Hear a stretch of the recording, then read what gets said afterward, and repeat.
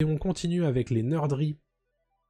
Avec le film Donjons et Dragons qui a obtenu sa première bande-annonce, enfin.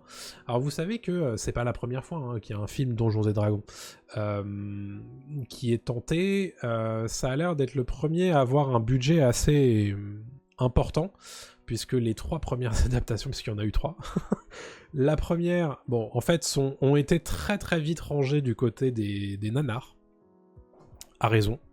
Quand je me suis renseigné et que j'ai vu les trailers de ces films, donc le premier film est un film qui est sorti au cinéma et les 2 autres sont des téléfilms, ce qui montre évidemment l'étendue du budget. Ici, on est sur une volonté évidemment de Paramount Pictures de capitaliser sur la licence Donjons et Dragons. Vous savez que Paramount est très maqué avec Hasbro. Hasbro notamment, qui lui a filé sa licence Transformers, avec évidemment grand succès au cinéma. Donjons et Dragons pourrait peut-être éventuellement devenir une licence. En tout cas, c'est une licence qui, certes, est connue surtout du public geek, mais qui tend désormais à prendre un petit peu plus ses aises auprès du grand public, notamment grâce à l'aide de certaines séries très très regardées, je pense à Stranger Things, bien évidemment, et à la puissance sur Internet des Actual Play, ces séries de programmes disponibles sur Twitch et sur YouTube, où l'on voit les gens regarder, on voit les gens jouer à Donjons et Dragons. Effectivement, on connaît un tout petit peu par ici, puisque moi-même, j'ai pour habitude de jouer avec 2 des personnes qui sont dans le chat, voilà, à Donjons et Dragons, et autant vous dire que je suis assez curieux de voir ce que va donner ce film. Alors, le film s'est présenté du coup pour la première fois en images durant la Comic-Con, et le trailer montre en tout cas à peu près ce à quoi je m'attends, c'est-à-dire un film qui se prend pas trop au sérieux avec les codes du genre, avec le matériau original, et je pense que c'est une bonne chose. Ça a l'air d'être produit quand même de façon assez quali. Notamment, d'ailleurs, on a appris qu'un certain nombre de créatures du film seraient en effet pratique, et que ces effets pratiques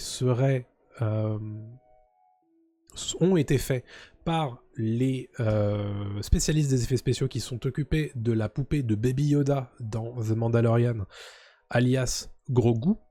Donc ça donne plutôt confiance, et évidemment il y a beaucoup d'effets spéciaux, et ce que j'ai vu en tout cas des effets spéciaux de ce trailer, c'est plutôt correct, très honnêtement.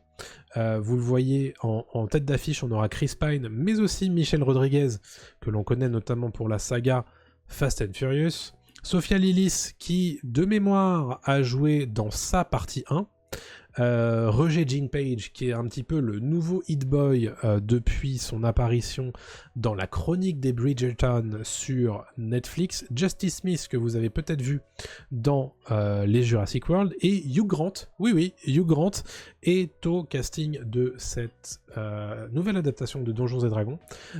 C'est un trailer qui est bourré de références à l'univers de Donjons et Dragons. Voilà, pour moi qui suis un petit peu le YouTube Donjons et Dragons depuis ces derniers mois, les youtubeurs spécialisés s'en sont donnés à cœur joie pour faire du image par image et dire alors ça c'est une référence à ça. Enfin bref, c'est voilà, si vous y intéressez, je vous invite évidemment à regarder ce genre de vidéos. C'est toujours très intéressant de voir un geek, un nerd nerder sur les choses qu'il passionne. Donc voilà, moi j'adore ça.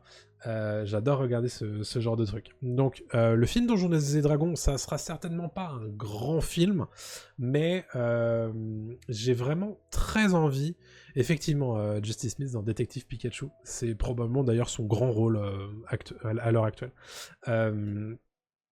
Donc voilà, Donjons et Dragons, ça sera probablement pas un grand film, mais j'ai vraiment très envie de voir. Honnêtement, ce trailer m'a donné envie de voir ce film. Donc si c'est pas L'objectif d'un trailer, je ne sais pas ce que c'est. Voilà pour ça.